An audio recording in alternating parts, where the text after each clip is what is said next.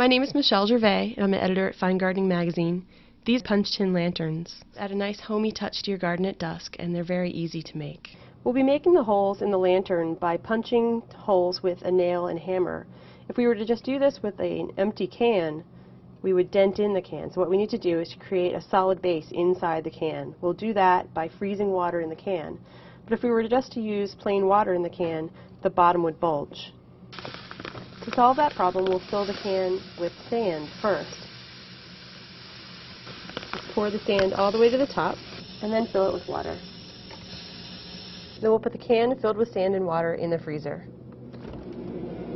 Our next step is to make a template for our leaf that'll go on our can. Pick a nice simple leaf with a simple shape, place it on a piece of white paper so you can see it really well, and then place a piece of parchment paper or vellum paper over the leaf.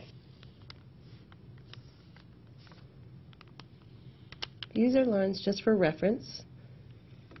We can decide later where we want the holes on the can based on this shape. The can is frozen now, so it's ready for punching.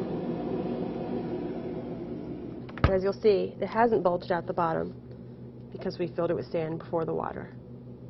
Place the can on a folded towel or cushion to soften the blows of the hammer and to keep the can from rolling around. Next step is to place our pattern on the can. Make sure it fits nicely.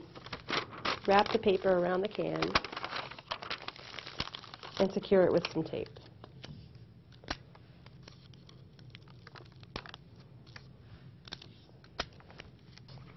Now you're ready to punch your holes.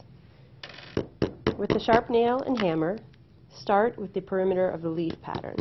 Be very careful during this step. It can be dangerous if the nail slips off its spot.